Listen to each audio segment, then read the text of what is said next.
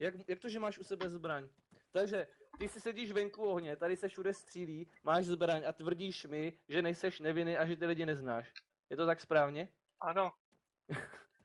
Prostřel mu koleno. Půjdeš do lochu, kamaráde. Prostřel mu koleno. Ale já nic neudělala. Okamžitě začni mluvit, Angele. Prostřel mu Já koleno. mluvila vole. celou dobu.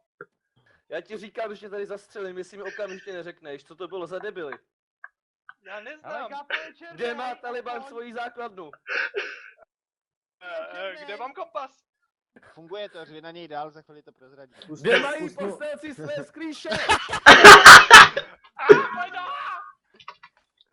Já ti říkám, že tady zastřelím a nikdo se to nedozví, okamžitě mi to řekni. Kapi! Buď skončíš v lochu, nebo tě tady zabiju, okamžitě si to rozmysli. Kapi, aspoň Chci černej. vědět, kde je Taliban. Já vím, že na nás čekají, kde jsou, víš to, že tady jsou. Někde tamhle. Kde tam?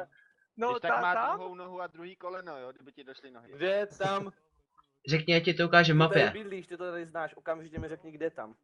A doběhni tam. Asi severozápadně, tady odsud, já nevím. Severozápadně tady odsud. Budova, Když místo, tak něco odejte do takového. bezvědomí, pak ho zase zvedněte. Počet Asi, lidí. nevím. Co mají za zbraně?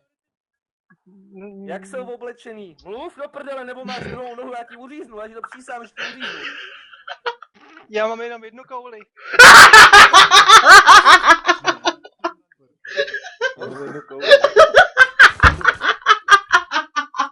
On dostal Co něco, ty vole, čurák. Co jste viděli, jste neviděli, jo? Stop.